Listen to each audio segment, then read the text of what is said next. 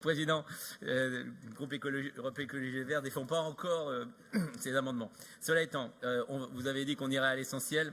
Allons à l'essentiel. Il s'agit d'un amendement qui vise à alerter sur la question des gestions des mesures compensatoires dans les milieux les plus fragiles pour ce qui concerne les aménagements qui sont réalisés au prix de ces mesures compensatoires.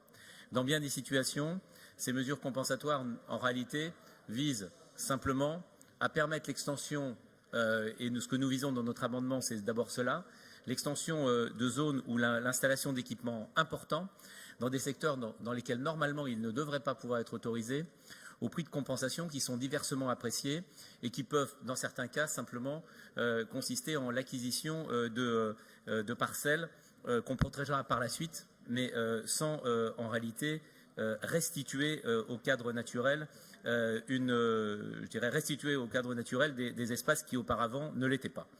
Nous souhaitons alerter sur ce sujet et poser la question dans le SRADET de la réduction du champ de ces compensations. Évidemment, dans notre esprit, ces compensations ne resteraient possibles pour les aménagements limités, pour les équipements ponctuels, pour les installations de faible ampleur.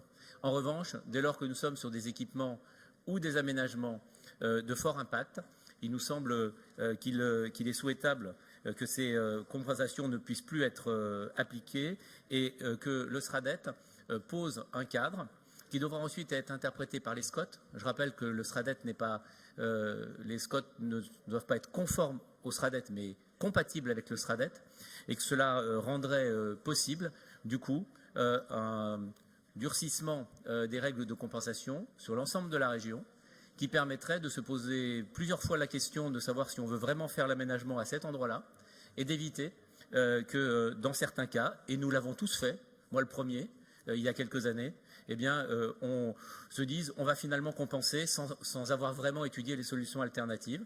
Et donc cette règle dont je reconnais qu'elle est écrite de manière un peu abrupte, permettrait d'ouvrir le débat sur ce sujet. Si vous acceptez de le poser dans le cadre du débat public et de parvenir à quelque chose qui réduirait l'impact d'installations qui, installées en milieu humide, installées en zone Natura 2000, peuvent avoir un impact significatif sur l'environnement. Voilà le sens de l'amendement que nous proposons ce soir. Très bien.